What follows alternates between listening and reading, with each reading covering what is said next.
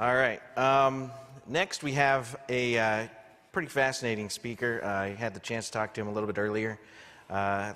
He studies brains, and very interesting. I'm not sure I completely understand it all, but he's going to explain to us what it all means. So, a little bit about him. Dr. James Fallon is the Professor Emeritus of Anatomy. See, I'm going to have problems even reading this. Anatomy and Neurobiology, and Professor of Psychiatry and Human Behavior at the University of California, Irvine. He holds a Ph.D. from the University of Illinois in Neuroanatomy and Physiology, and Master's in Psychology and Psychophysics from the Rensselaer Polytechnic Institute. He holds an Honorary Doctorate from St. Michael's College, a Sloan Fellowship, Senior Fulbright Fellowship from Africa, and National Institute of Health Research Career Award. He was chair of the UCI Faculty and Academic Senate and chair of the UCI College of Medicine faculty. He sits on numerous corporate boards and national think tanks for science, biotechnology, the arts, and the U.S. military. He is a SME in the field of cognition and war to the Pentagon's Joint Command. His research program focuses on 4 areas, including adult stem cells, chemical neuroanatomy, and circuitry, higher brain functions, and brain imaging. Most recently, in the past 2 years, he has appeared in over 30 national and international TV and radio specials on dictatorships, psychopathic behavior, murder, and violence. With that, please help me give a warm welcome to Dr. James Fallon. Thanks.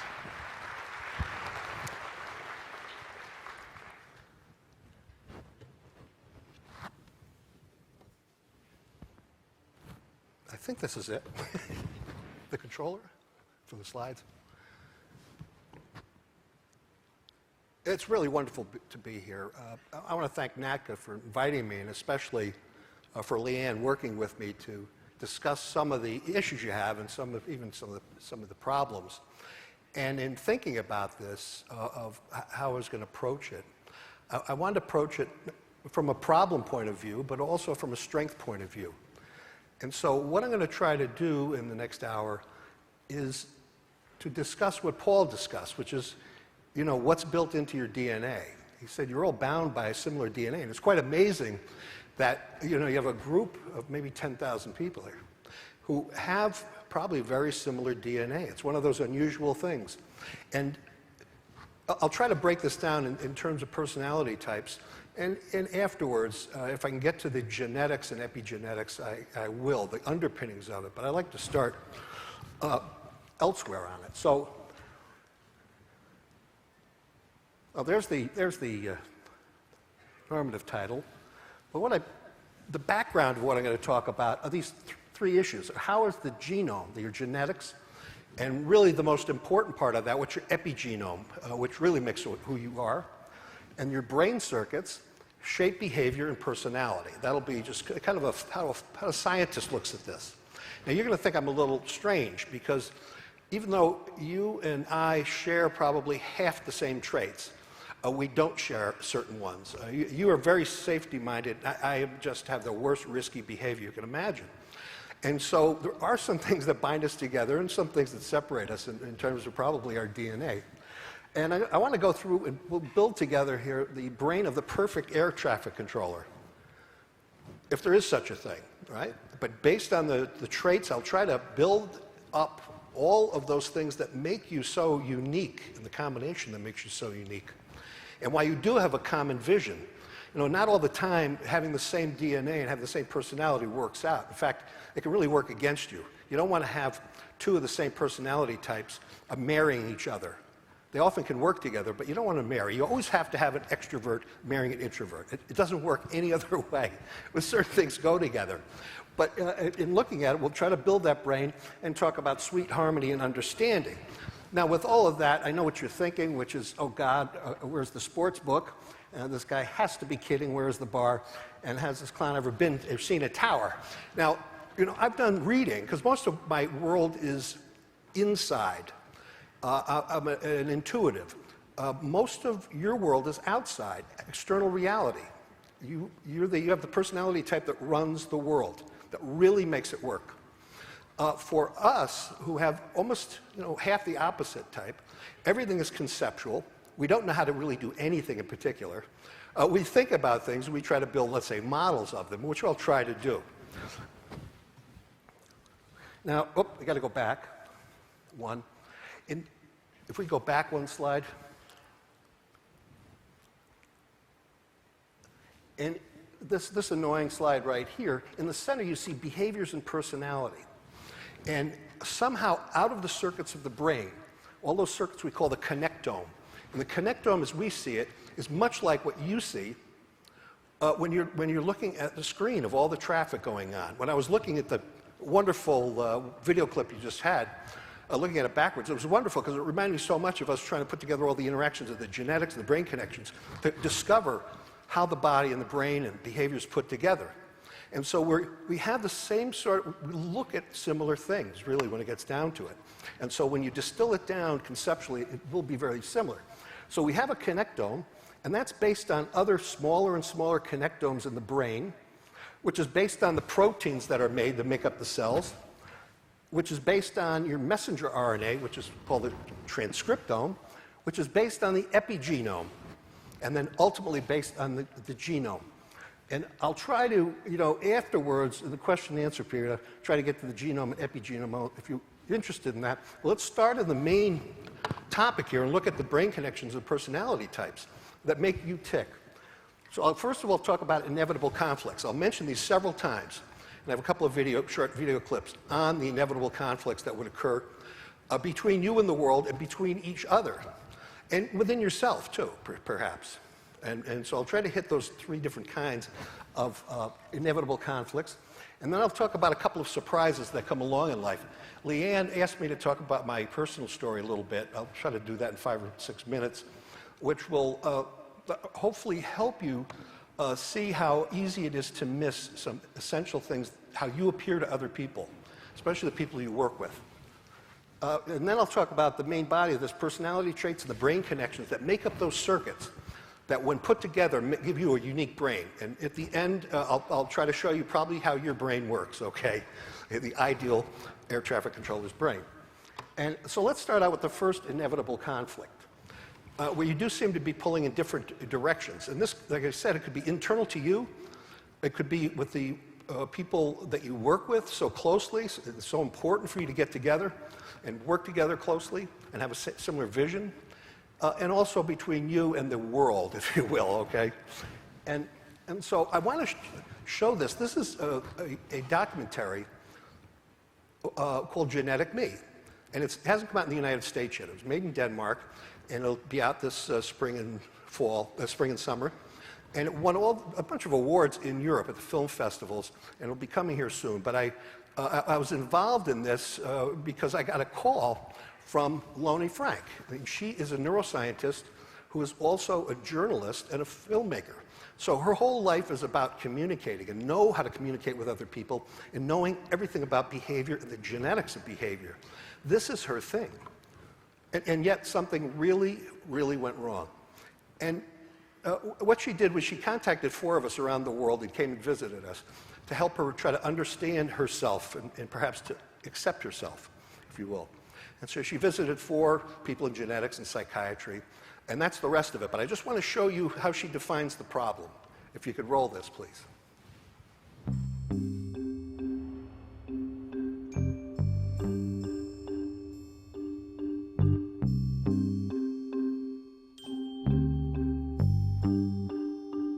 I remember some years ago, I met this man at a science conference. He wrote for the Wall Street Journal. He was talented, and there was a strong mutual attraction. A few weeks went by, and we met in London, where I stayed with him over a weekend. We walked the city, we hung out at small cafes and galleries, and we had this wonderful intellectual banter going.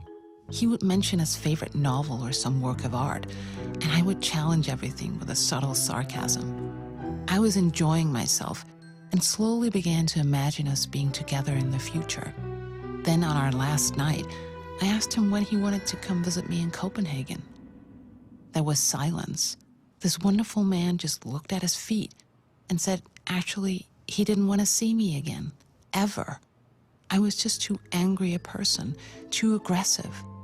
I was shocked. The whole time I'd felt I was at my most charming, when really, I'd just been unbearable.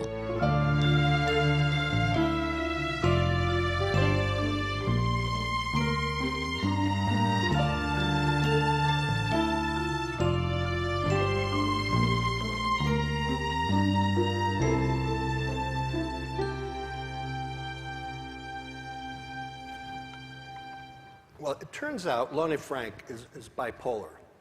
And as brilliant as she is, and how interesting, I spent a fair amount of time with her when she came and visited me, going through her genetics and her behavior, she missed the most important thing for her life, her personal life, which is knowing how she came across to people.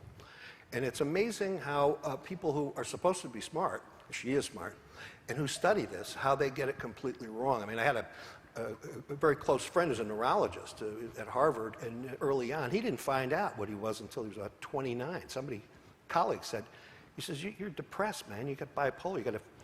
And then he listened to this person, this other doctor, and he went on medication, and after 3 weeks, it was like he was born again, completely born again. He said, I couldn't believe that people wake up feeling like this. So it can happen to anybody, right? Now, so I'll just mention a surprise I got. It was quite by serendipity.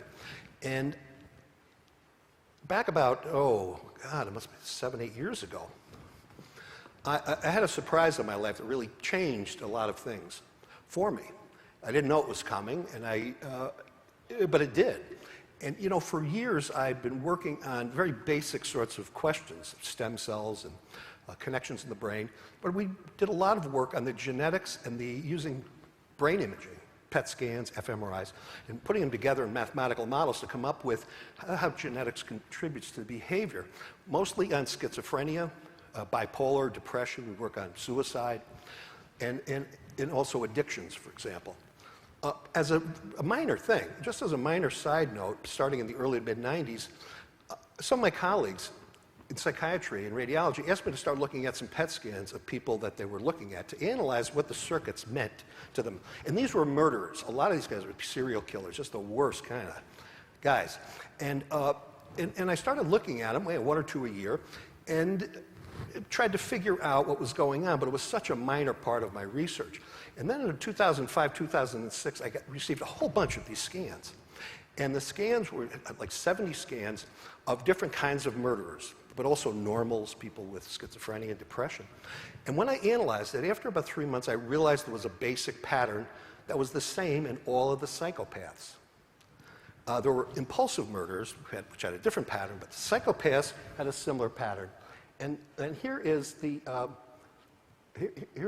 was the scan of if you want to go back, that's the scan of a psychopath's brain in a PET scan. Maybe it's not going to rotate around, but if you look at this, in red, those are the areas that are higher than normal in activity during the task we used. Now, that area of the brain is the cognitive part of the brain. That's the area of the brain that connects you with the outside world. This is part of the brain that you guys have a very, very strong system. So some of you would look just like this in this PET scan. What you wouldn't have is this area in blue and green. Yeah, I know. Well, some of you might. Who knows? You know, and I'm making no promises here. But the area in blue is turned off, and that in psychopaths, that pattern of they can be very smart and be able to really figure things out, but they can use it against you. They have no emotional world. They don't connect with people, and that area in blue you probably wouldn't have. But half of it you would have. And this is a pattern that I found, and this is the area of the brain called the limbic lobe, or the limbic system, or the social brain. The way this thing interacts is how you treat people, and therefore has a lot to do with ethics and morality. And this is turned off in all the psychopaths, as it turns out. So I started, as I was doing this study, I started to vet this by giving talks with different psychiatrists and even some law schools. But at the same time this was going on, completely different study, we were looking for the genes associated with Alzheimer's disease. And so we're also doing genetics like this, and we're also looking at the PET scans. And right at the end of the experiment, we needed normals. And because we finished all the Alzheimer's patients, so I quickly got some people, including my family, and myself went through these PET scans to finish up, you know, the normals. And what came back at the same time I was looking at the murders, I had a pile of these murder scans on my desk, and then a technician came in with the rest of these Alzheimer's scans, and I could quickly look through and see if they had normal or abnormal before doing the full analysis. And I went through 8 of these, and at the bottom of the pile, this is what I saw. And this is when Gandalf showed up at my door. Now, this scan which is about 300 sheets of printouts, but you know, this is the basic message. And I told the technician, I said, there's something really wrong. You got these piles mixed up. This is obviously one of the murderers. And I said, and if it isn't, we got to track this person down. We don't want him, you know, walking around in society. And we peeled back the name, and of course, it was my name. And you know, when this happens to you, and I just laughed. I actually just laughed. We were so busy, just starting a stem cell company, and we were doing all this work on schizophrenics. I said, well, maybe the theory's wrong. It turns out the theory wasn't wrong. And over the next couple of years, I was in denial, because I know I'm not a murderer, rapist, anything like that. So I'm a self-diagnosed normal person. I'm a regular guy, okay? And in a series of events, I'll skip forward to them. You know, also at the same time, within about a year, I started to get the genetics back. And these are just some of the code words for the genes involved. And the genes I had all of the gene forms, the alleles. You know, you get one allele from the mother, another one from the father. And I just happened, we're in a casino area here, and I just happened in the casino roll of dice of the genetics, I inherited almost all of the ones that are associated with aggression and violence. That is, these so-called warrior genes.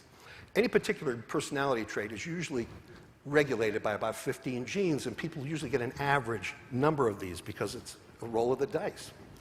But I also had all the alleles for low emotional empathy. And these together was the biological markers for a psychopath. So I had the brain pattern of a psychopath, and I had the genetics of a psychopath, and I said, but I'm just not a psychopath. Well, after a number of things happened, you know, my mother came over. She's 98 now, and she's the same personality type as you guys, exactly the same. So I grew up with it, and I know we're very close, and so she said, you know, you got to check this new book that just came out. It was a historical book, and he says, it's about your father's family. And she had gotten a lot of business being Sicilian, and having the family come over from Sicily, being like mafiosa. I mean, she was eating a dynamite truck up to Lucky Luciano's place. She used to get involved. She was a good little girl. They were all sweet people, but, and they were bootleggers, the whole deal. A lot of them did then. But she said, check this out. And I checked the book out, and it was about the Cornell family and the first murder of a mother by a son in the colonies, 1670s. And that was my grandfather. And in that line, there were another 5 murderers, and also a cousin, Lizzie Borden, is a cousin of mine. But it got worse after that, because 3 other lines on that side, my father's side, there's all these murderers. And so, you know, ancestry is not genetics, but it was kind of piling up a bit. And, well, anyway, and that was a curious thing. But it wasn't until about a year later, I went to Norway to give a talk. I was asked to give a talk with the ex-prime minister of Norway. So I gave a public talk and one at the university, and I used my own genetics, my own imaging, to talk about how we determine how we look at genes in different diseases, like bipolar, because he had bipolar disorder. And so after it, at the end of my talk, one of the people in the audience, a psychiatrist, he was the head of psychiatry, he said, first of all, you're bipolar, you don't really know it, and second of all, we'd like to talk to you afterwards. So I met at the president of the University of Oslo's house with these psychiatrists, and they told me that you're probably also a borderline psychopath. That is the first time I started to take it seriously. That was because I was just laughing it off. I went home, and I started to ask the clinicians that know my behaviors well, psychiatrists, and they said, we've been telling you all along, you have all these psychopathic behaviors. And I said, you said I was crazy. They said, Jim, you're not crazy. You're just really that close to being a psychopath, full blown. And that was, you know, and then I started asking my wife and people very close to me, and they all said the same thing. And you know something, after they all told me this, I didn't care. I really didn't care, and one psychiatrist said, that's the problem. You don't care, and I don't. And believe me, I'm like a regular nice guy, but not quite, you know. And so I found out something about myself, and it was really kind of a surprise. And, you know, I talked to my family, including my grandkids and everything, and I said, do you want me to talk about this openly? I'm a professor, I'm supposed to talk about it, and I should fess up, right? I should be pointing at everybody and saying, this is what you've got, but I'm not telling what I've got. And so at any rate, there's that family tree, part of the family tree. But here's Robert Hare's psychopathy test, and I've got very high scores in about half of them, what's called prosocial psychopathy, which sounds nice, always prosocial. It really just allows you to navigate through society and pick people off at exactly where. It's people who find places and organizations where they can lord it over somebody, just lord it over without getting caught. So when you hear prosocial psychopath, it's just nastier. You just, you know, like to manipulate people. And so at any rate, this is what I found out, you know, as starting my 60s. I thought I really knew everything, and I didn't really know the most essential thing.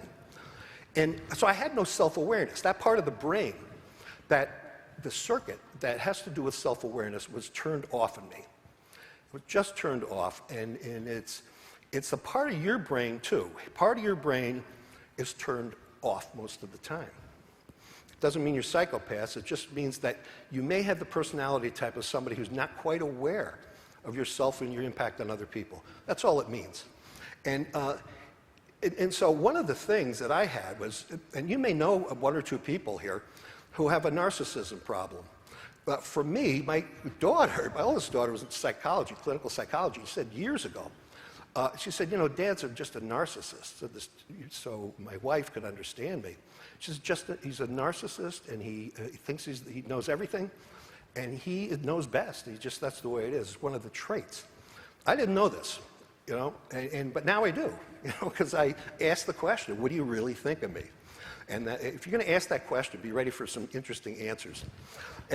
And so with that narcissism, I asked myself, what do I do about this? Because I know, you know, you hear a lot about plasticity of the brain and behavior, and it's very much oversold. In fact, we're pretty much hardwired. We can tune things at the ends of the connections in the brain, but to reestablish those things that form a hardcore part of our personality, I don't know anybody who's done it yet. There's a lot, you know, put in the media about this, but really to do it, you know, if Oprah's got all the money in the world, the reason in the world, the support group in the world, but yeah, she keeps getting fat over and over again, you know? There's this push. You know, the tragic thing with me is I checked for obesity genes and I don't have them. I'm just lazy, as it turns out. Everything's not just... That was the most disappointing thing I got to tell you. It's in my genes, but it's not. And so these things are very hard to fight. You know, if you've got the gun is loaded by the genes, and the environment can pull the trigger. But the environment early on in your life, from birth until about 3 years old, that's what really matters the most, that early environment. After that, the effect of the environment is kind of not so great. So what I did about it, I said, I use my own narcissism. Sometimes you got to use your own faults as an asset. And I said, I'm the only one that can beat this. I said, I know I can. So without telling my wife, I started treating her nice. And the way I did that, it sounds funny. Yeah, to me, it was like, oh, geez, you're going to treat somebody nice. And every day, I would start with the simplest behaviors. You know, I'd give her the wine first, the food, I'd clean up these little things that some people really do automatically, you know. These fools, you know. And I started doing it, and after about 2 months, my wife said, she goes, what's happened to you? And I told her, and she goes, that's great. And she says, really, behaviors change. And I said, you know, it's not sincere. I'm just doing an experiment. I just think I can beat this thing. Nobody else can beat it. I can beat this thing. And she says, I don't care. And that still blows me away, because I think you've got to be honest about things. And it turns out people just like to be treated well and to thinking about them and your behavior. And I was like, oh, okay. And that's what I did about it. But I found out, I monitored this every day. And I found out about 300 times a day I was doing the most selfish thing possible in my interactions with people. about 300 times. It was incredible. And so I'm trying to, but it's work.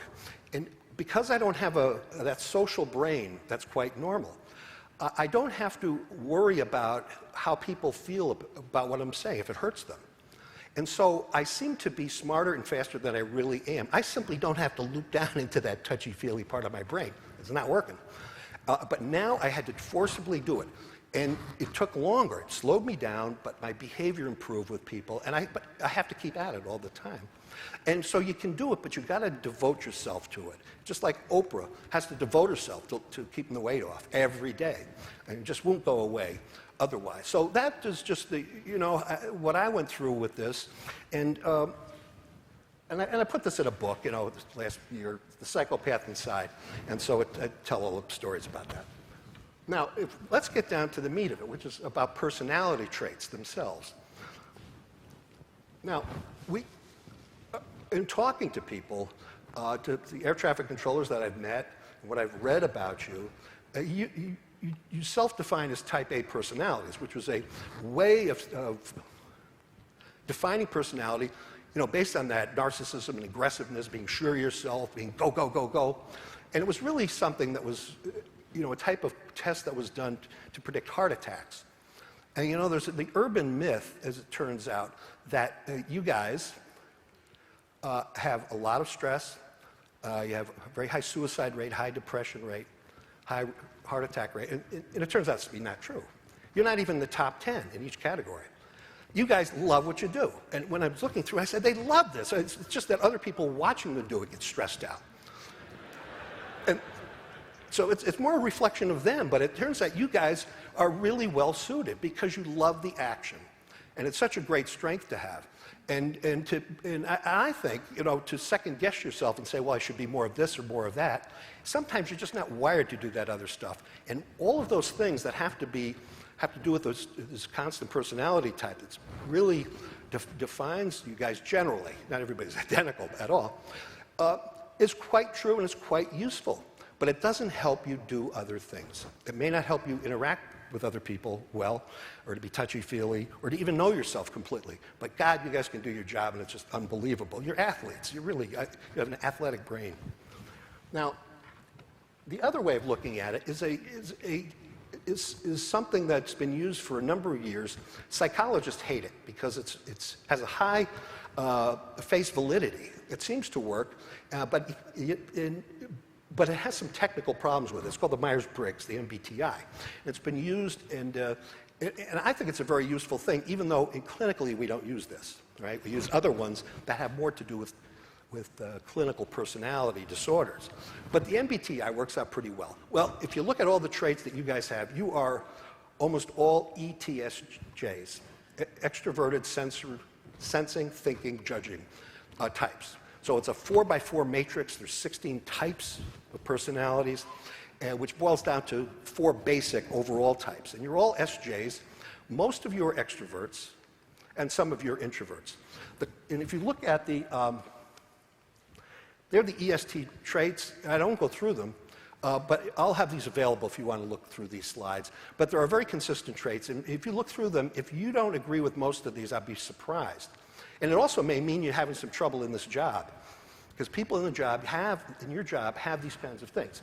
Now, the typical ESTJ careers are the following: military leaders, police judges, air traffic controllers, and surgeons. So in a way, I've worked with you guys because I had to manage all these surgeons and these doctors in the hospital, like 5,000. It's really pretty interesting to see those guys fight with each other. And in putting committees together, because I worked a long time in how to put committees together where they would be balanced, so they'd get productivity, they'd be happy about it. But you're really lined up as ESTJs career-wise. Now let's look at the perceptual and behavioral strengths of the ESTJ air traffic controller. We're going to start building the brain. So look at brain connections. If you go back one, sorry, I jumped the gun. And this is a graph showing from birth till death. From birth, 0 to 3 years, and then the slow growth period, that 5 to 8. The slow growth period is very important to determine what happens to your great-grandchildren. Go figure. But what happens to you in the diet you have will affect your great-grandchildren. And that's part of the epigenetics. And so there'll be people that popped up in your family that for some reason are fat for no reason or thin for no reason apparently. But if you look at the great-grandparents and the grandparents, what they went through and where they're from, there's a real hint there, a very interesting hint. And then there's a disruption, of course, at puberty, 9 to 14 years old. And then there's another sort of slow growth period, if you will. But then at 18 to 21, this is when the brain first kind of snaps together, when this bottom emotional part and the cognitive part kind of weave together, the connections weave together with the different transmitters that control behavior. And this is also the time when you first start seeing people with schizophrenia and with major depression. This is when it pops out because those behaviors don't express themselves until the connections in the brain are there to express it on that connectome. And so that's another period. Now, that's a very susceptible time. And I don't know why people are asked to go to war when they're 18, 19, 20. It's like the worst time because you really don't start fully maturing that until you're about 25 or 26. That's when the brain can start handling it. That's when you get less PTSD, et cetera. And then then you go on, well, you can say you really have a mature person, it's probably in your mid-40s, but the peak, it turns out, the perceptual and a behavioral peak, where you have the most wisdom, knowledge, and you can actually still have the motor ability to act, the peak human is really late 60s. That's when people are really cooking at their maximum. So these are the different stages, and I'll answer questions about these and some other interesting parts of this, but we've got to move on. So here we're going to build the ideal traffic controller's brain, and if we go there, we'll start from the visual system. If you see on the left sensation in the visual cortex back here, and then that perception is split into two parts. And I think you guys have a very interesting weave of these two parts of the visual system. Not everybody has it. Again, it's an athletic event to do this. And then it gets passed up into the frontal lobe and then turns into a plan to act and then the execution of the act. And this can happen within a second, all of this. It's bang, bang, bang, bang, bang, bang. Some people faster than others, this processing speed to do that. Now, the ideal ATC, the air traffic controller, possesses both what's called an M and a P visual system. M just means magnocellular, the big cell system. P is the parvocellular, which is the little cell system. The P system is what you use mostly in your center of vision. When you're looking at a screen, you're looking at detail, that specific information of the number of the plane, the shape and everything, that's your P system. It also is good for color. The M system is when you get that gestalt feeling of where all the planes are and their movement. It's where things are moving, where they're placed. And it gives you the big picture. Now, most people cannot go back and forth between these two systems, the M and P systems. If you look at, I work closely with a guy who trains major league batters and pitchers. And one of the things is how can you train a batter? To become a great batter, you have to be able to go from the M system to the P system very quickly. So when the pitcher throws a 90-mile-an-hour fastball, the first part of the visual system is that M system. And there's no detail, it's just a fuzzy thing, and it's just generally where the ball is going, how fast it's going. And then when it gets close to you, the best hitters, the real killer hitters, switch to the P system, and they can see the rotation of the ball, they can see that whole thing. And it's a very special athletic skill.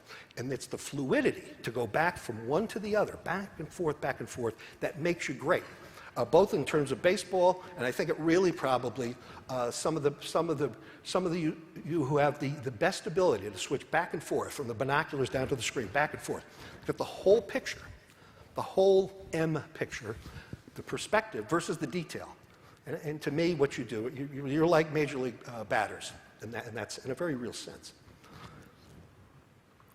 And this involves a switching from the central vision, where you're looking at the screen, at the center of vision, the fovea, and back to the peripheral vision. So you go back and forth. And those are the areas of the brain that control that.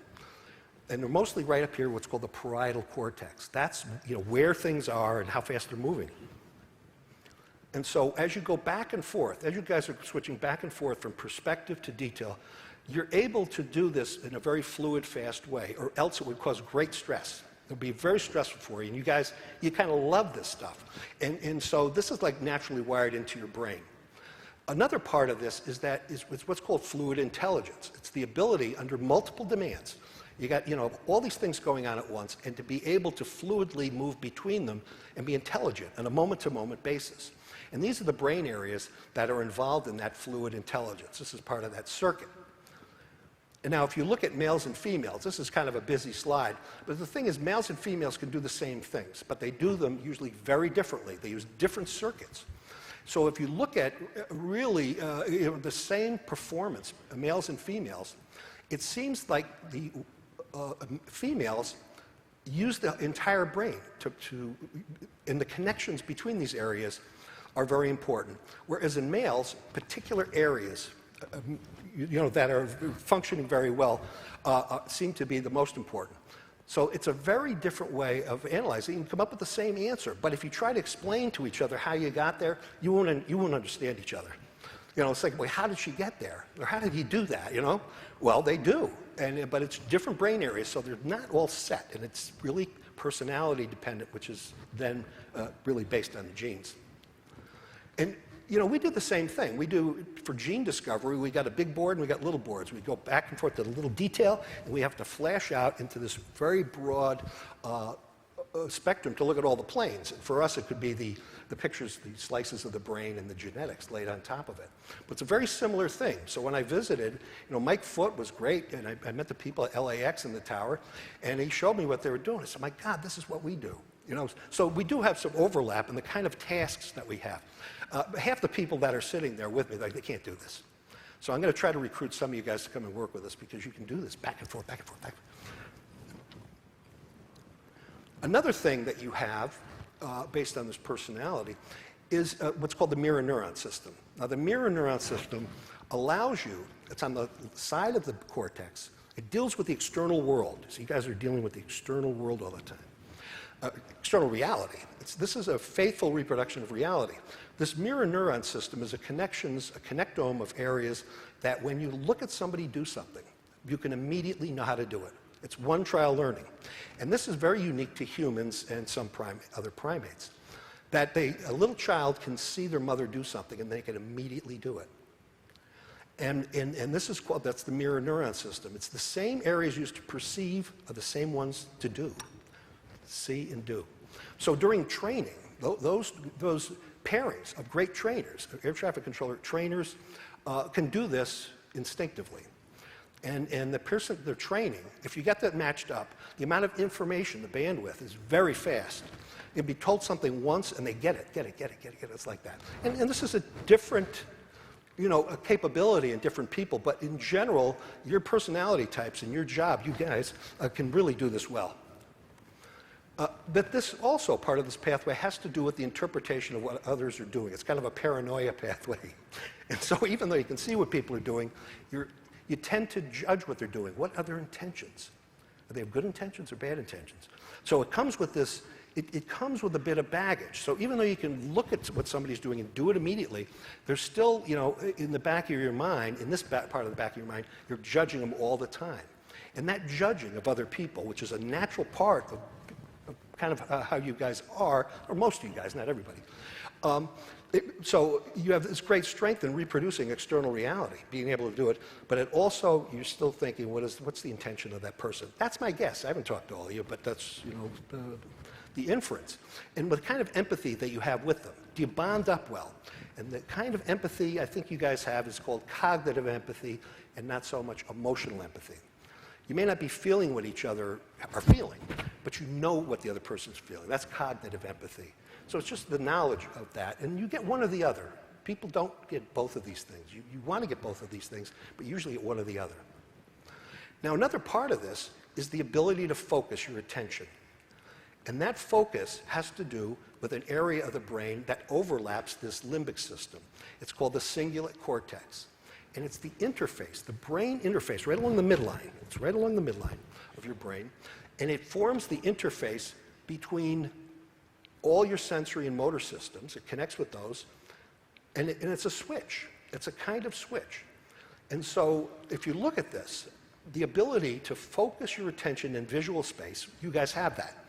Somatosensory space, your body is less important, as is your motor, your general motor skills. But SJs have a strong core body, as opposed to very,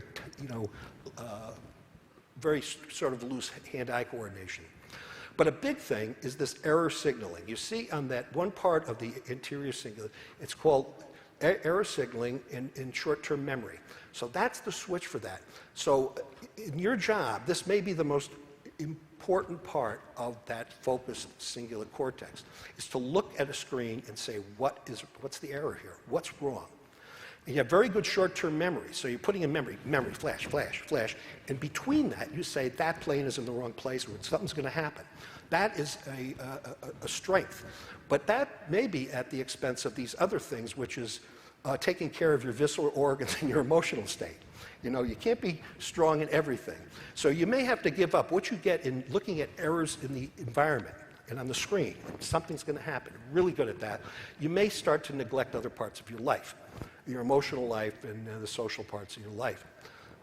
There are people who are average in these things because they have the average gene mix-up, but they probably won't be strong enough in the other areas to do what you guys do. You see the problem. Once you become average, you no longer can do the main job, but you're happy as a lark, you see. Which is why it's, maybe all of you aren't completely happy. If you were, you wouldn't be able to do the job, and you'd be really unhappy.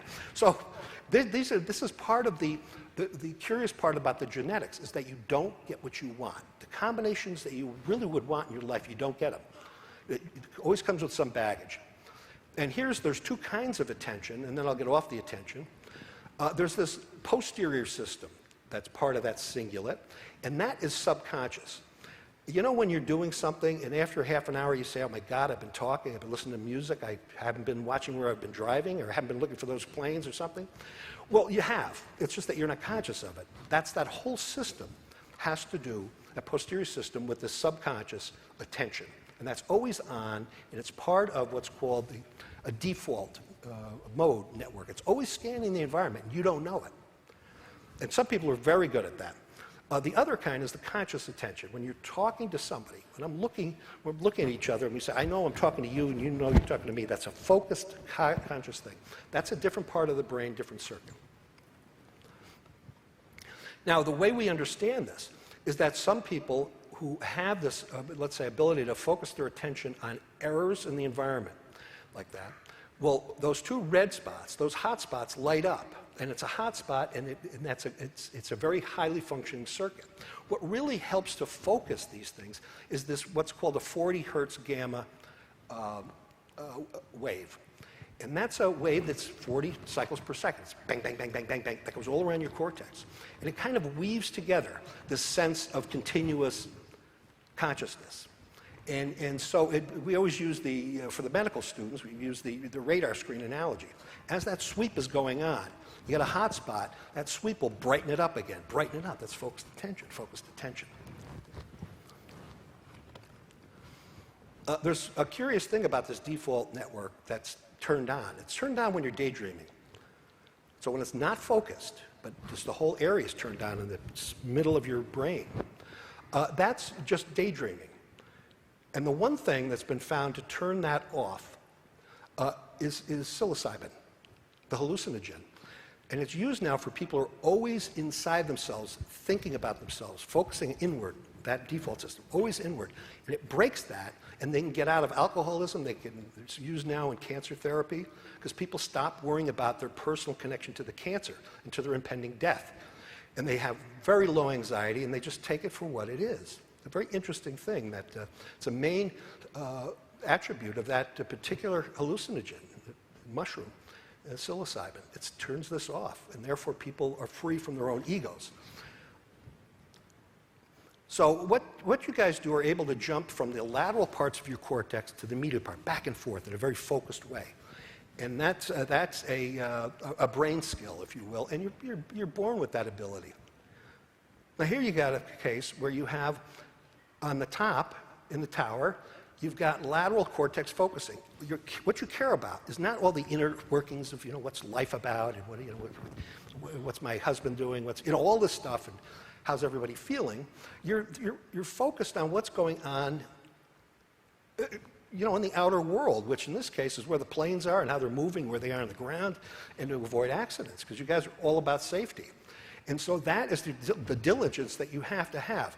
Then, when I watched people's behavior change when I was at LAX, and I don't know if it happens everywhere, but once they went inside to the break room and sat down, everything changed. They weren't so extroverted, they weren't so bubbly, they weren't so, they were just kind of in that medial cortex network, almost, I don't know if they were brooding, but they were just, I guess relaxing and recharging. But the thing is, with this medial system, it takes up a lot of energy. It's really not brain relaxing at all.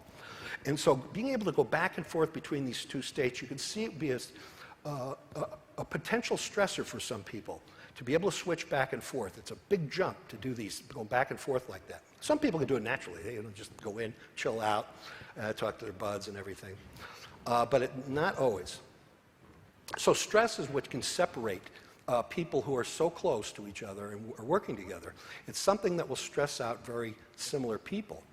And it's also can occur from external stressors in your work. If you're worried about the technology that you have, and now you're going to switch over to a newer technology, well, this is obviously a source of stress for everybody. FAA, for you guys, for the pilots. It's like a general stressor.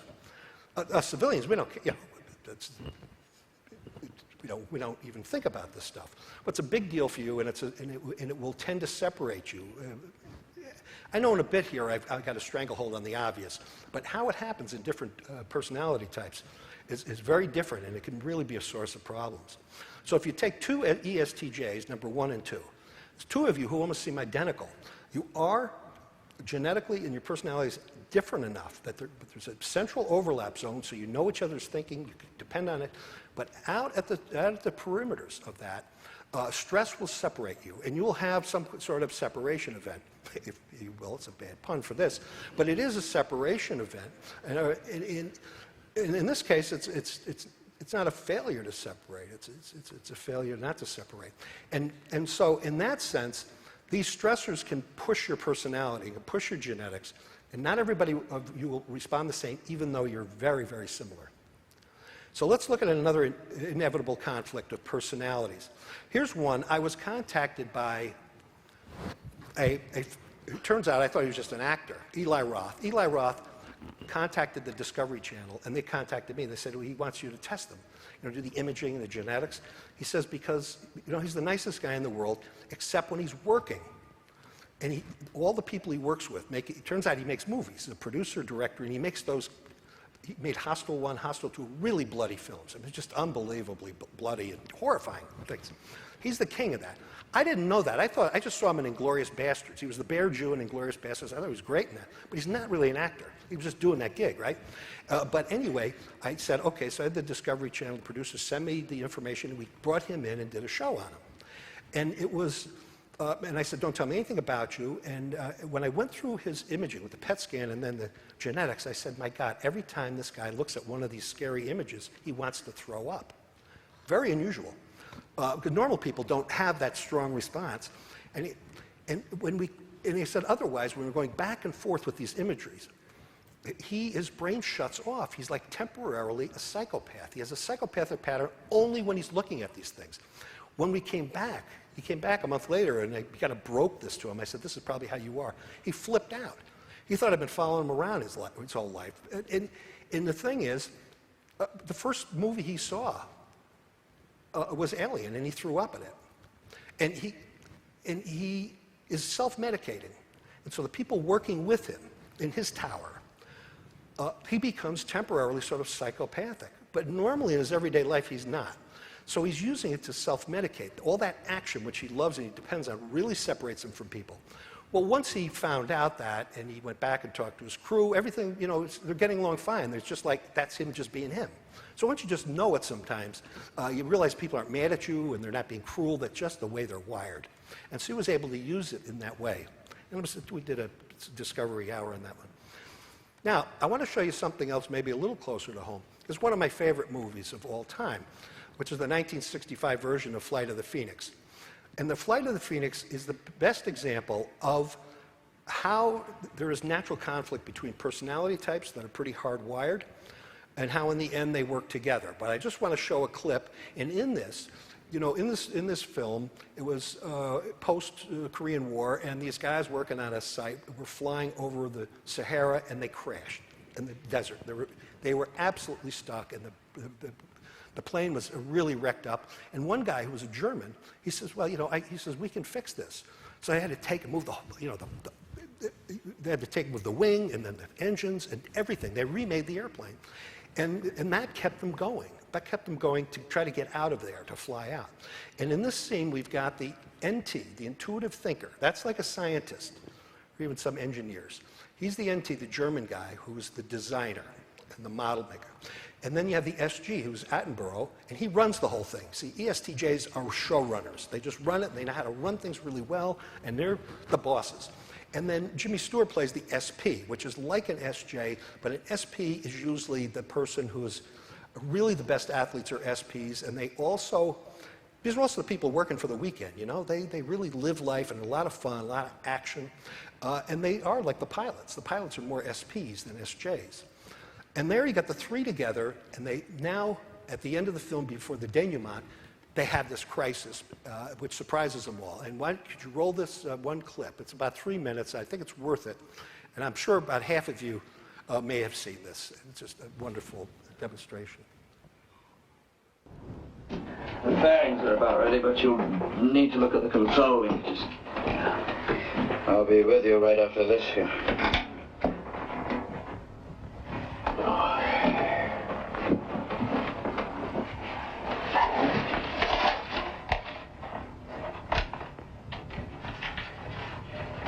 What is this the outfit you work for? Becker Flugzeuge, yeah. I think I've heard of them, but build all kinds of models. Don't they build model planes? The best. I didn't know they produced the big stuff, too. Oh, the biggest we make is the Adler. I think you'll find it on page 23. The Adler has a 2-meter wingspan. But it's not one of my designs because it's a glider and I work only on the power models.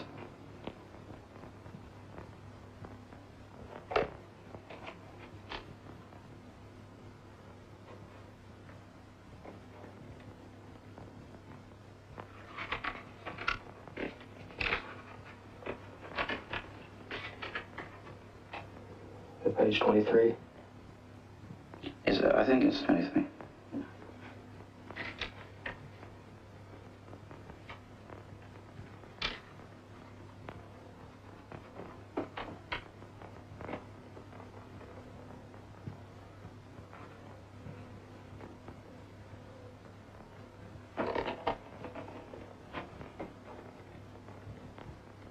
Come on, what about the big stuff? Is it a different department or what? The biggest I've personally designed is the Jäger 250.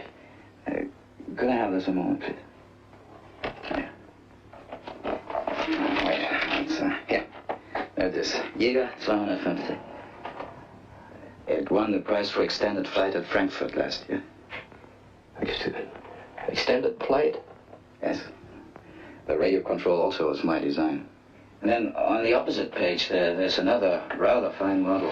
It's called Die Schwalbe. It's there. Yes, but I think what Mr. Towns meant was the real thing. How much designing have you done on the real thing? The real thing? Well, yes, like this. Oh, no, you misunderstand. We make nothing but model aeroplanes. You mean you never designed a full-sized airplane? Full size, no. But then, of course, the principles are the same. Well, yes, they would be, wouldn't they? Of course, one encounters different problems, but basically, the principles are the same. I think I'll better check on the control linkages. He's crazy, Lou. He builds toy airplanes.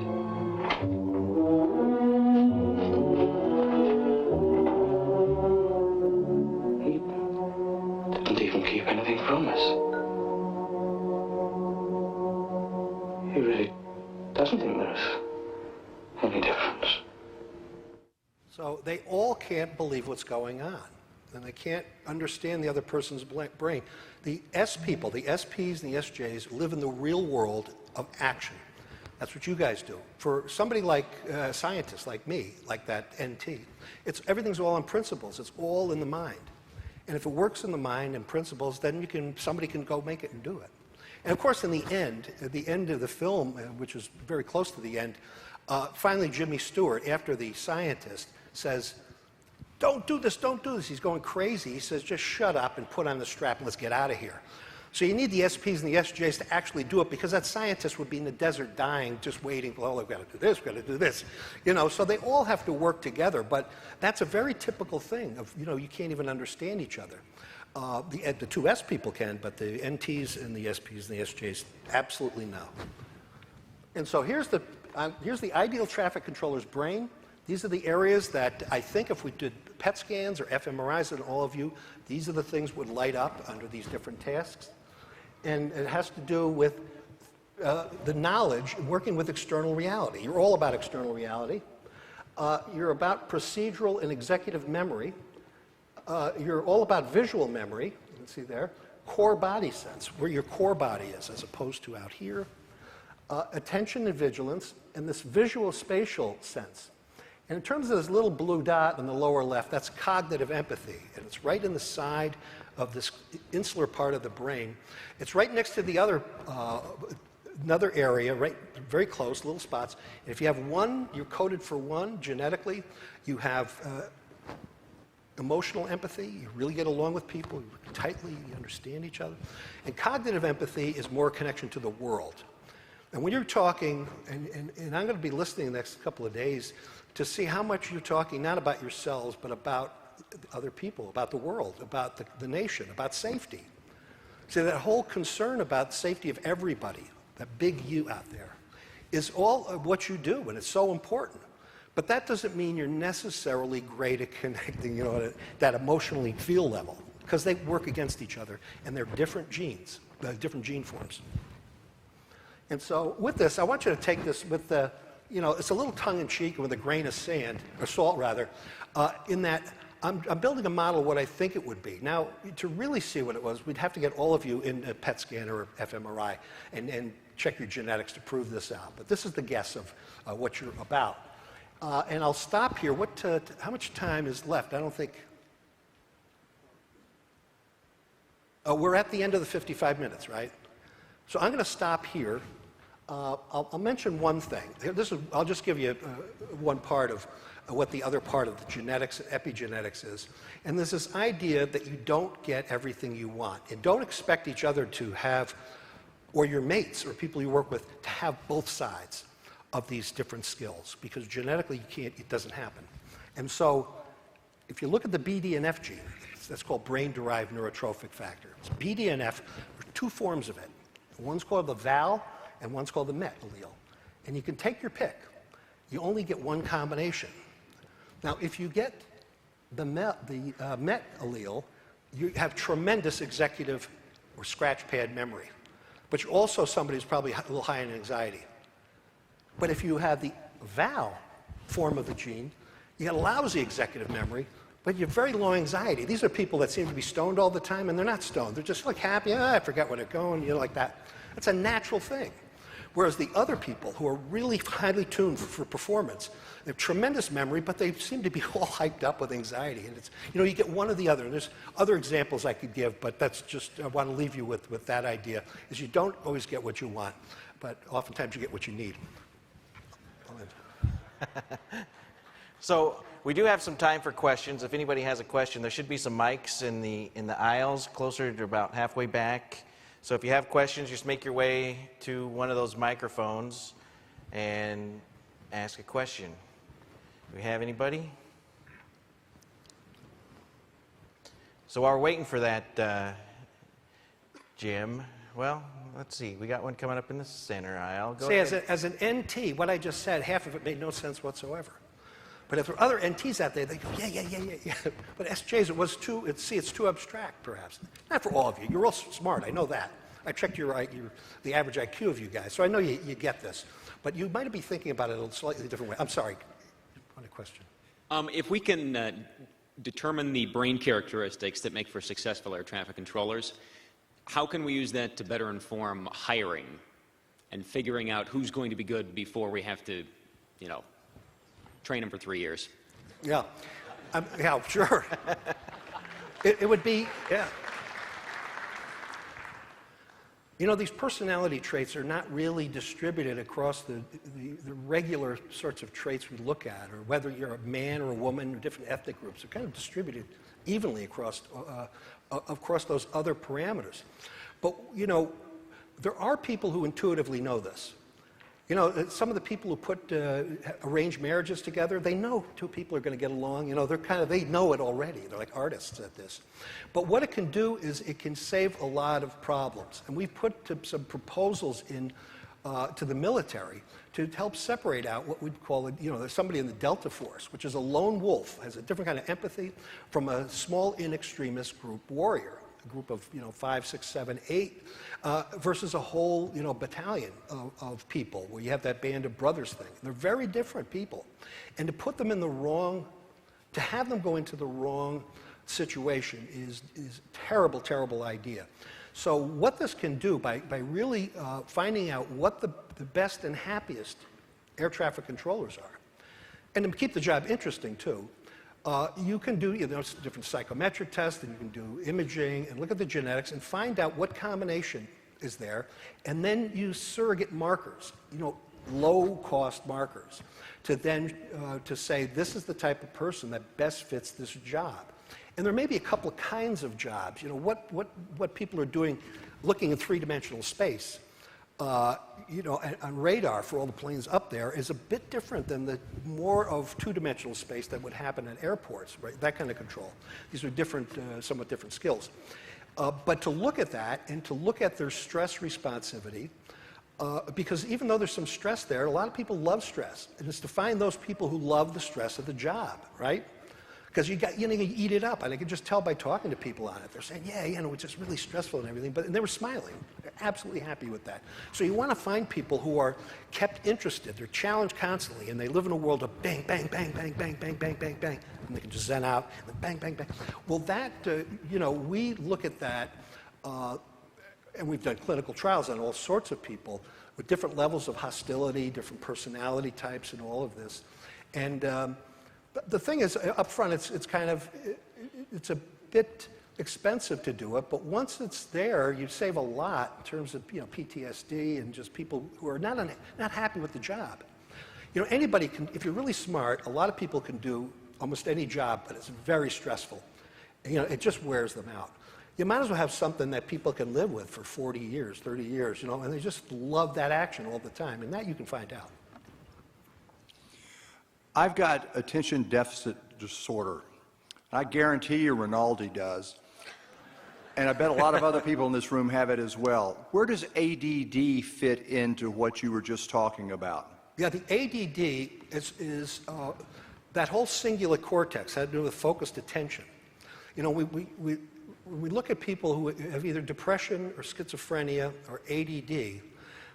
The thing is, for schizophrenics, that signal, when we do the imaging, jumps all over the place. They're scattered back and forth. It's like the light, the flashlight is going bang, bang, bang, bang, bang.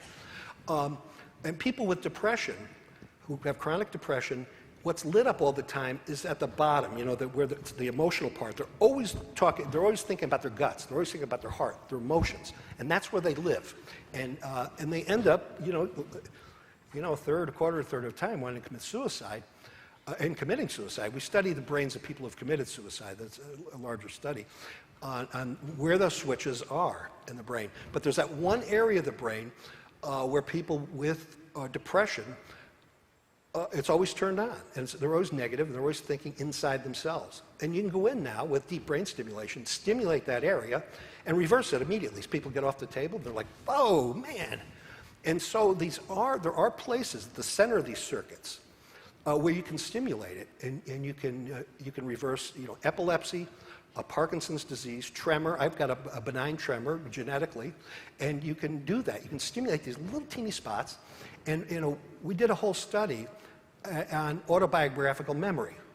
And any of you as old as I am, or you remember Mary Lou Henner from the TV show Taxi. She's got autobiographical memory.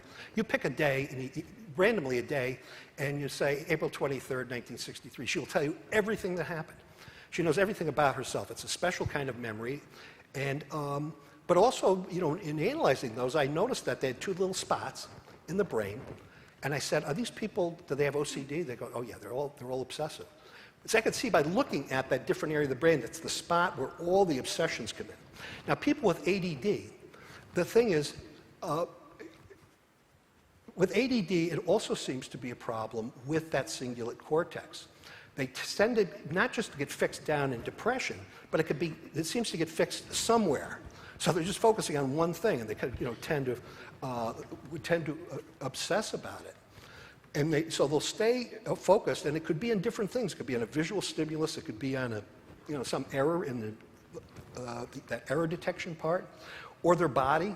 It could be different parts, and it depends on the person where that fixation is.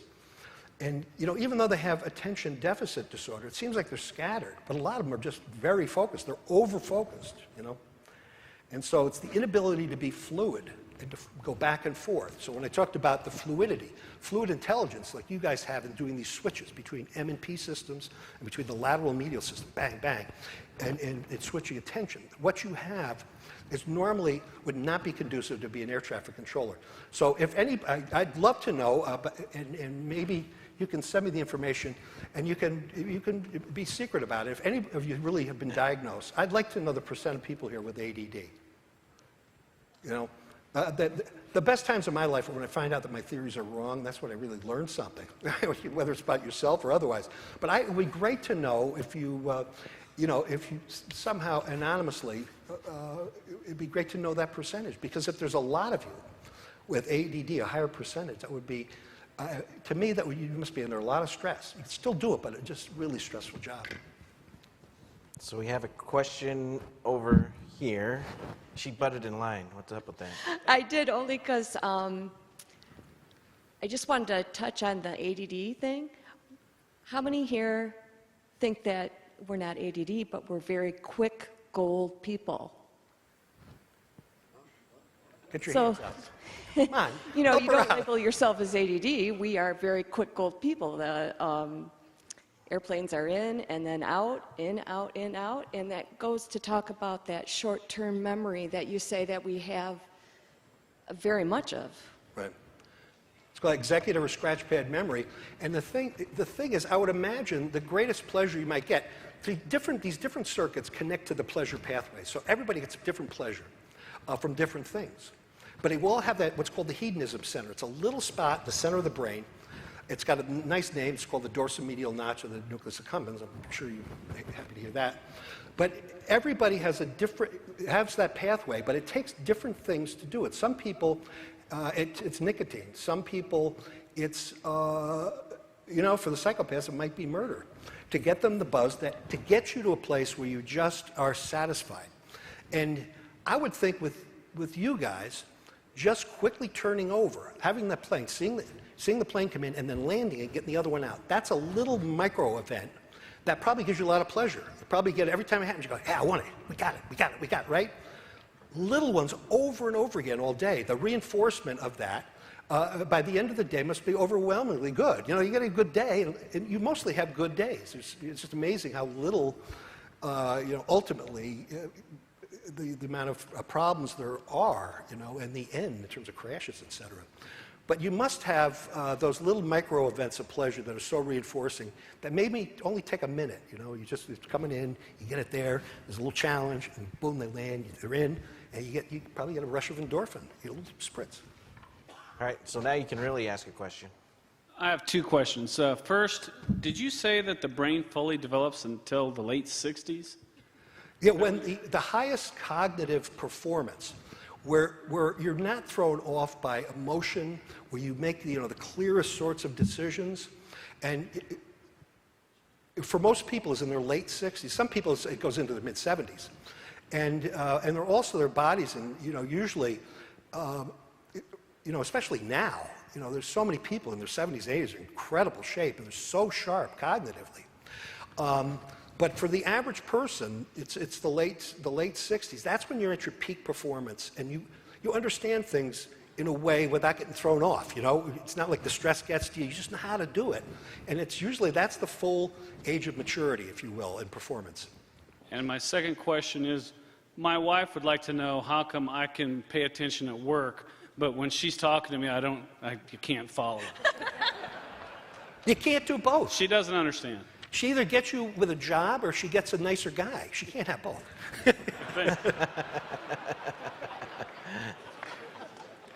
All right, so we will go over this lady over here at this mic over here. I find your investigations about the brain very interesting, but isn't it somewhat shaky ground to start saying we can define what someone will be good at by their genome? When you say we are all ESTJ, I never test that on Myers-Briggs, and I've been doing it for 25 years. I don't know if I've been doing it very well, but I have been doing it.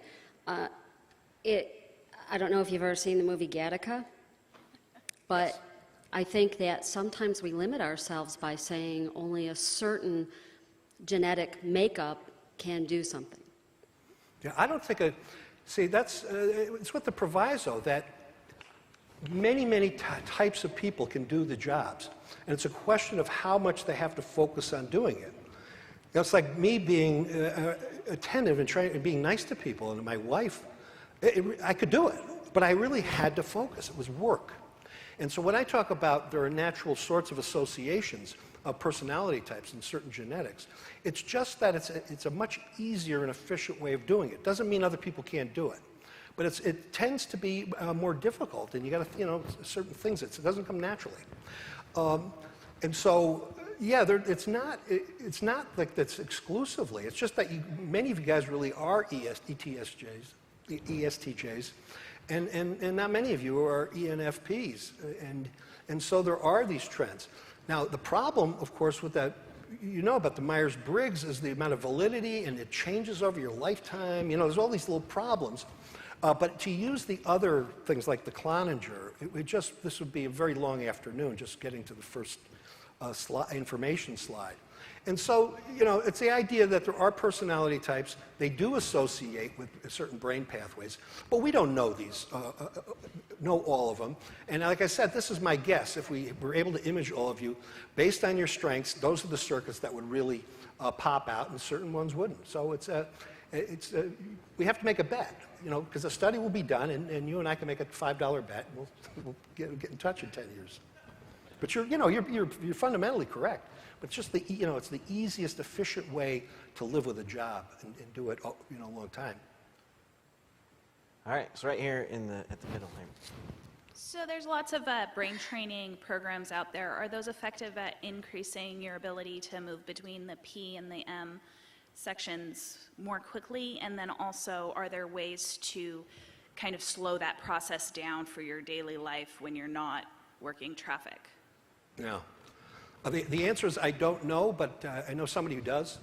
And, you know, Bill Harrison, who is in Orange County, who trains the really top batters and hitters, and he has a training program. He works with the military, too. And he has ways of having people practice that switchover. So he does have psychometric, you know, he has to have games, if you will. And there are some computer games that help nudge you over. There's nothing I know that really builds a full switch. Some people never can make the jump. But some people on the edge, there is that training that can help them really approach more of the facility of it, of being able to do the switch. So his name is William Harrison, Bill Harrison. And he's had a lot of success in the major leagues, and just based on that success, he's doing something right. All right, any more questions from the audience? Anybody else? While we're waiting to see if there are any more questions, Jim, you talked a lot about genetics. Can you talk a little bit about how that all plays into this and how your genetics plays into what your personality is? Yeah, I could talk about I'll go through pretty quickly. I'll skip through some and just highlight some things about the genetics. So yeah, I'd be happy to do that. So if I go on, so if we go back one, if you look at You know, we said about 10 or 15 different alleles, forms of genes, together will help form a personality trait. And so you have person A on the left, person B, person C. Somebody with low aggression, A, average aggression, B, and a person with very high aggression, C. And you can inherit all these different types of warrior genes for aggression. And depending on the combination you get, really associates with your level of aggression or lack of it. So some people who inherit all the low alleles seem to just be, it's very hard to get them angry at all. They're just so unaggressive. And some people are just got a hair trigger for, blowing up. And they're really quite aggressive people. And there are associations, not all the genetic associations because it takes so long to do it, but on some of these, like aggression, it looks like you can do it. So most people are a mix of the high and low risk genes, or high and low forms of the genes. So most people are in the middle, right, and with respect to aggression. But if you got a job that really needs very high aggression, you better be a person C. It's very tough for people who are people A to act tough and be tough and actually pull it off. And so there are jobs that require you to be in that A, B, or C category, and it's good to kind of line up with that. And there are genetic tests that can show, can do that. And here's another one. Here's, some of these traits are set through the maternal line, from mothers to daughters. And this Conchetta Antico, the story came out this week, and her genes are being tested at UC Irvine, where I work. And she's got a really rare mutation. She can see millions and millions of colors. And so, and it's just passed on genetically. And most of us can't do that. She's an artist, as it turns out. It must be a confusing world. And so when she sees, if she was to look at this jacket, she'd see like probably 500 colors in it. And it was just, but it's a genetic thing. And part of this is that some of the traits that we have, it's not so much that we have these special gifts, but a lot of genes suppress this. It suppresses this stuff. Because you can imagine how confusing it is to walk around seeing millions of colors, like being, on magic mushrooms all the time. And so it sounds like a good thing, but to make it through the average person's life, you don't want this. So we find out, for example, that people who have Pick's disease, frontotemporal dementia, who had no artistic ability at all, once they get, maybe in their 50s or 60s, their frontal lobe starts to degenerate. It's a type of dementia. And all of a sudden they have this artistic ability. It was there all along, but the frontal lobe kind of puts a cap on it. So the frontal lobe is what inhibits creativity. And so once you remove it, it allows you to see what a lot of people have. But normally you don't express it because it's inhibited. And then here's that autobiographical memory. That's just the scans of them. I went through that already. And you say, well, if we talk about being so similar, because there was, the implication that all of you are genetically the same. It's not quite true. You fall into kind of, you're self-described type A. You seem to be SJs and everything. But the differences are quite enormous. But we can assume that identical twins are genetically identical. And most of the research that was done since 1920s on, when this research started, the idea of how much nature and how much nurture determines this was based on these twin studies. But it turns out that they're not identical. There are no identical twins at all. And if you look at them, you notice the ones at the top left, they look identical, but the other groups, a different color and everything, they're identical twins. And it's just through a process called CNV, copy number variation, that you may inherit 6 copies from your mother and only 1 copy from your father of any particular trait. In this case, it could be skin color. So even though these identical twins look alike, they're never alike, ever. We study these, and they're quite remarkably different. And there's, behind the basic genetics, there's all these regulators of these genes. And they're called jumping genes or transposons. And these jumping genes are quite interesting, how they really make who you have. So if you ask the question, beyond the regular 20,000 genes, there's also thousands of other regulators of the genes. And this twist, I said, you don't get what you want. And I mentioned memory and anxiety, but there's also this thing with the COMT gene. COMT is catechol-methyltransferase. It just breaks down dopamine in the frontal lobe. If you have inherited again, the NET allele, what you have is really a tremendous short-term memory. And you can also project into the future, time and distance and space. And this mutation of this gene occurred at about the same time tools arose in hominids. So it's almost, that's when drone warfare started, the spear throwing. It was about the same time as the COMT gene, because it stretched out the frontal lobe in time and space. And so people who have excellent memories, they may be able to see, see into the future. And at about the same time, you could also guess that this is perhaps when religion was invented, because once you get outside of yourself and you stretch into infinity, you're going to need a God pretty soon and religion pretty soon. So, one thought is it could also have been the beginnings of the sense of religion, of the infinite, if you will. But the thing is, if you have this great distance and time perception, you end up having low altruism. It's a kind of a reverse what you'd expect. But if you have the Val form of the COMT gene, you got pretty lousy time and distance perception, but you got high altruism. And so those are the things you get. And with you guys, I think you're a mix of them. I really do. But we'd have to test you.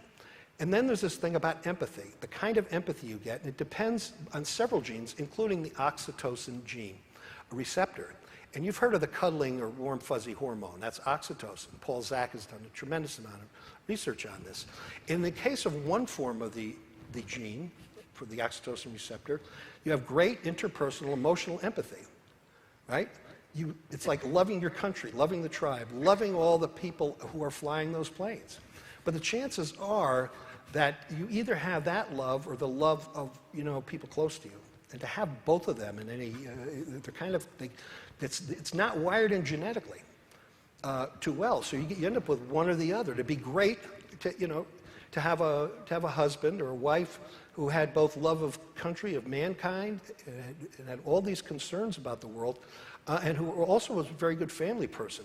If you look at Mahatma Gandhi, if you look at Mother Teresa, and even if you listen to Nelson Mandela at the memorial, his daughter talking about it, it's like these were great men, but you didn't want to be in their family because they just didn't have that, that close interpersonal empathy. But they were saving the world. I mean, these are heroes of ours. So it's hard to have both of those together. So you can't ask too much of that from people. I'll go through the. And that's, I mentioned the thing about the lone wolves, the in extremis warriors, and the infantry platoon. And you guys have the same thing. Sometimes you have to work as a lone wolf, and then you have to work in a group, in extremis. And then when Reagan causes you trouble, you got to really get together in a large platoon and strike, And there's those three. Let me just bring out one thing here about this. If you look at people who have, there's one psychopathic trait called fearless dominance. And fearless dominance is, some of you may have it because it's something that people equate with leadership and charisma. And all the US presidents were scored for this psychopathic trait. It's a pro-social trait. And it's that when somebody walks in the room, they get that light around them, they're really full of themselves, they're confident, they're very attractive people that way. And it's called fearless dominance. Well, the people who had it, the presidents were Teddy Roosevelt, JFK, FDR, Ronald Reagan. This list lines up pretty well with how voters consider leadership. And they equate leadership with this psychopathic trait. And we vote these people in, leaders. But the thing is, who's got the energy every day to do your job or to do the job of a CEO or a president, any leader? You've got to be full of yourself. You really do, and you've got to be confident, and you've got to take action. And so people may not like it. They say, well, that person's a psychopath, they do it. But they would never be able to do their job unless they had this combination of traits. And even though in regular society it's a psychopathic trait, it's very useful for the entire society that people have that. You may not want to live with the person. You may not want to be Hillary Clinton, right? But we need these people because they've got the energy and the foresight and the will to drive it, and also to stay up all night. All these people are able to really mostly stay up all night. A funny thing about the Bushes, if you look at George Bush Jr., he was kind of high. He's almost the same as Bill Clinton in psychopathy. But George Bush Sr. has almost no psychopathy. He's down there at the Mensch level with Jimmy Carter. But these people are also seen as less of leaders. So we kind of expect these things in people in our lives. We get mad when we're married to them or when they do something that is what they are. But the world would not work without these. So, you know, with these traits, which seem to be really largely genetically driven, we need them as a world, and we probably don't need them as a wife or a husband. Oh, let me tell you one thing. I worked out the math of how many kinds of individuals there would be, okay? The number of individuals. So I took all the number of genes and all the promoters and regulators, all of these numbers, and put all the combinations together. And the number of unique human beings there can be genetically and epigenetically turns out to be 1 × 10⁻81st power. That's 1 sextillion. That's a big number. That's the number of possible humans. What it means is that there never was and will never be 2 identical people, ever. It would be such a statistical impossibility. But I looked at that number when I said there's something very familiar about this number, of the number of possible humans, you know, genetically with all these, you know, regulators and everything. And it turns out I found it, you know, a week after, I said, my God, that's it. That's the 10⁻82nd power is the number of atoms in the universe. So in a way, we are stardust in that sense. And that's how many people we can be. So even though we talk about types, and we talk about you know, being very similar in many ways, everybody's completely unique. There's never going to be another person like you. And it's not just a nice thing to think about. It looks like it's statistically and biologically the way it's going to go down. There just will never be that. So we're scheduled to come back at 15 after the hour. Let's stick with that, a little extra long break. And before we go, please welcome me in a round of applause for Dr. James Fallon.